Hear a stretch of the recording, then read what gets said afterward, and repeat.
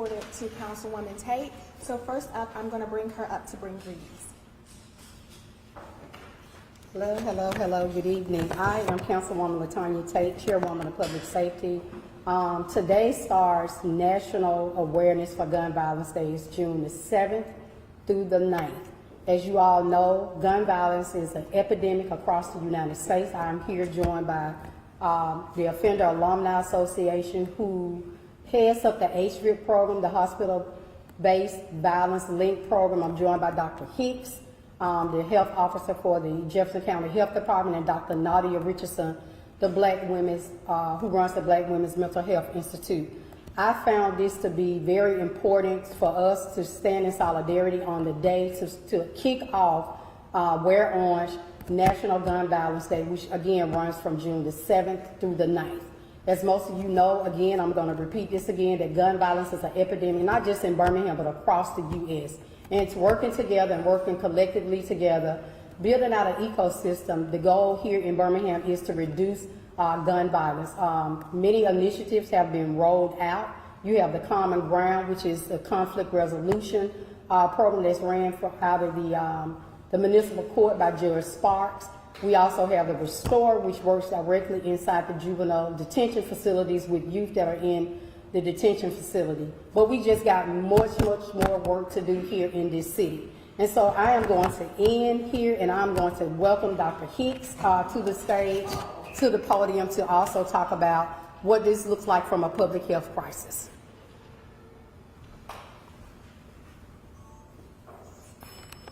Yeah. Good afternoon. My name is Dr. David Hicks. I serve as health officer for Jefferson County.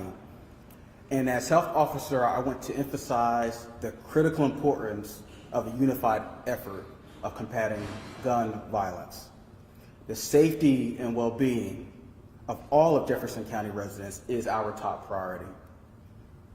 Last month, the Jefferson County Board of Health passed a resolution declaring that gun violence is a public health problem.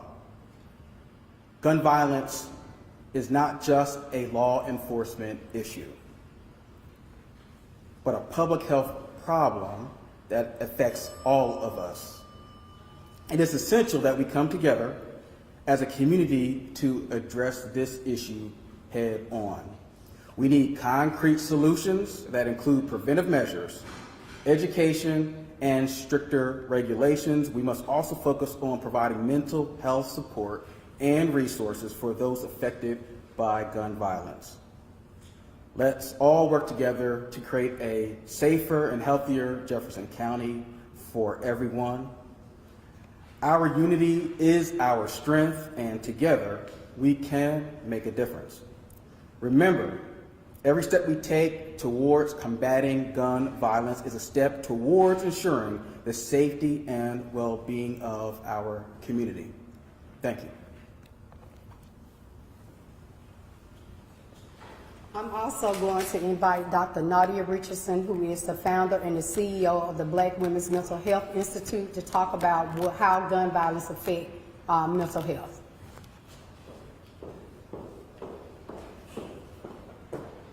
Good afternoon. I'm happy to be here by invitation of Councilor Tate. It goes without saying that Birmingham has a strong history of gun violence, but I'm glad to see that there are multiple entities here today to talk about how we combat that. Violence impacts the mental health of communities, individuals, and families. Communities that are impacted by gun violence experience high rates of anxiety, depression, and PTSD-like symptoms. We're very excited to be partnering with Councilor Tate to provide free counseling to the residents of District 9. This counseling is available to everyone regardless of race or gender. You can reach out to our website to sign up for free counseling. We're also excited to have Councilor Tate to be a panelist in our upcoming conference, the Mental Health Equity and Liberation Summit. In that panel, we will be discussing violence, mental health, but as well as collective healing. Thank you, Tate, for inviting us to be a part of this and being an ongoing partner. I also have some of our friends that's helping us build out the ecosystem, the Offender Alumni Association, who heads up the Hospital-Based Link program here in Birmingham, who is doing some magnificent work working with those that are survivors of gun violence. So I'm going to invite Timothy Lanier to the podium. I'm going to invite Cherie Kennan to the podium and let them join us, and they can talk a little bit about what their works look like and being a mother of a son who lost a son to gun violence. And also we have another young man here who's a survivor of gun violence. Good evening, everyone. My name is Cherie Ken. I'm the founder of the What About Us organization, and today plays a special part in my heart. My son was killed in 2021. In the year of 2021, that was 216 homicides in the city of Birmingham, Alabama.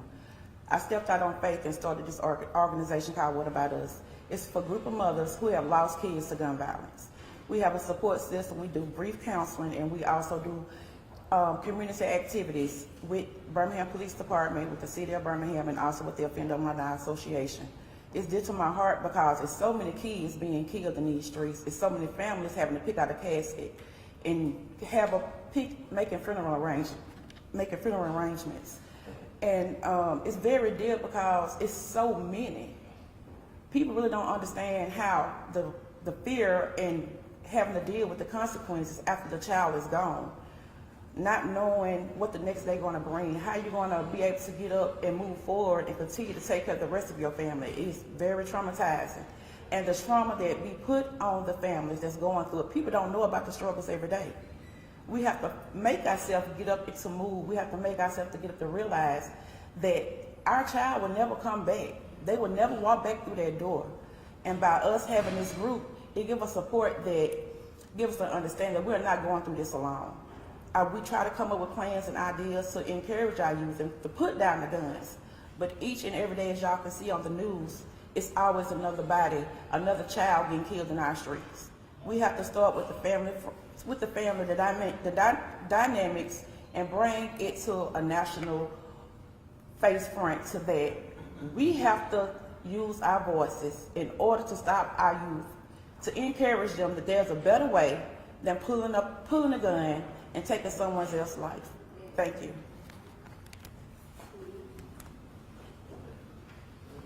Good afternoon, how y'all doing? I'm Timothy Lunel. I'm a violence intervention professional, and I work with the Hospital Violence Intervention Program with UAB. I want to thank them. I want to thank the health department and the city of Birmingham.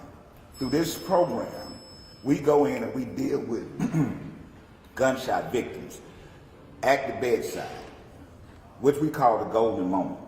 At that moment, they're contemplating all type of things in their life. And me being a violence survivor and a violence producer, I know both sides of the coin. Now, being in the hospital, you learn how to grow and become more spiritually and mentally stable when we come in, because we give you the whole layout of what we're gonna do. But I want to talk to the guys that's doing the shooting. I really want to talk to y'all because neighborhoods are not the place to do that. Neighborhoods have families, citizens, loved ones for the neighborhood. Now they're having wards across the sea that you can sign up if you want to shoot and go do something. And they will train you to do it, and you don't have to do it in our backyard. I also want to introduce one of my clients that turned into one of our workers. He had been shot how many times? Once. And he went from the bedside to working with the guys that get shot. And those lived experiences help them relate to what we're saying and where we can help them go to in their future. All right, Cardell? Good evening. My name is Cardell Jones. I was once a victim of gun violence. It was a traumatizing experience. Just not knowing of where I'm going to go next or how I'm going to get through this in life. It was an amazing experience to have someone come in that's been through the same traumatizing moment that can help me get through my traumatizing experience. So for me to actually be able to do this work now and actually help others and show that you're not alone and get through this with a team of people that we can feel like a family, it's an amazing, tremendous experience that you can ever have. So I just want to thank God for even giving me the experience to even doing his work for him and actually getting me through my traumatizing experience myself. And I'd like to thank you as well, Councilwoman, for the invitation. And I'm blessed to be here. Thank you all. You've heard from victims, you've heard from survivors, you've heard from Dr. Hicks, you've heard from Dr. Nadia Richardson, but I just want to encourage the citizens of Birmingham, in order to eradicate gun violence, we all have to play a part. We all have to come together and work collectively, because police officers are first responders. Community members are going to have to step up. You're going to have to say something. You see something, say something. But also know that it is not, we did not get here overnight, and we're not going to get out of this overnight. We are working hard to eradicate violence in the city of Birmingham. I want to thank Mayor Woodfin and his team for working very closely with myself and all of these partners that you see behind me to eradicate gun violence. So I want to encourage Birmingham this weekend and beyond this weekend, put the guns down, start loving on one another, and spread peace across Birmingham, Alabama. Thank you.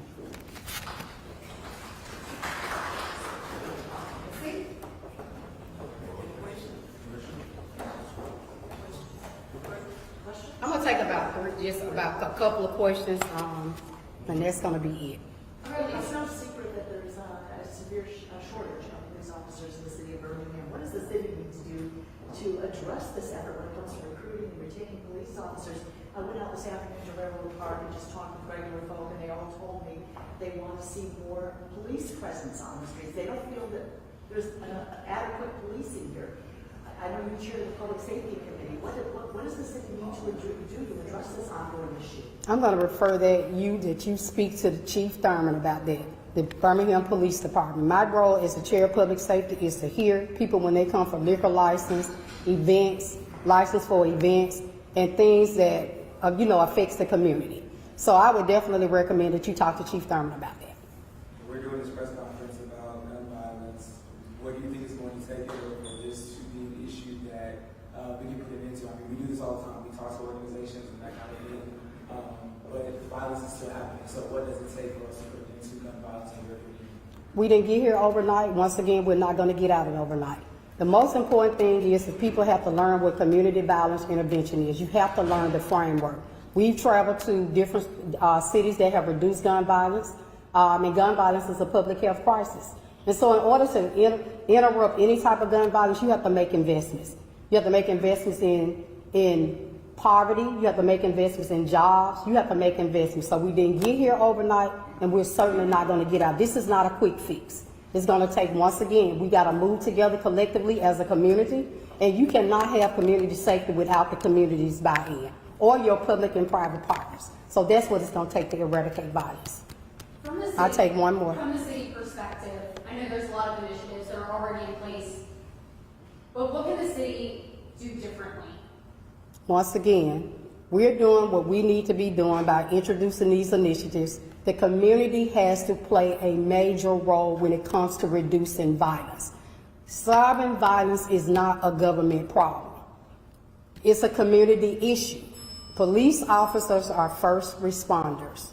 Community members are well aware of things that are transpiring in community. When you look at people like Timothy Lanier and all the people that you have behind me, these are what we call credible messengers, people that can get in the streets. CVI work, community violence work, is now becoming what they call a profession across the country. When you look at places like New York, when you look at places like Newark, who's reducing their violence, when you look at places like Baltimore, who's reducing violence, that work came out, and the reduction came investing into what we call community-based organizations. CBOs, people who have stake in community, people who can get in the streets and work with the young people, and the people that are committing, crimes, working with high-risk individuals. That's how you're going to reduce violence. Again, people, we did not get here overnight, and we are not going to get out of this overnight. Thank you.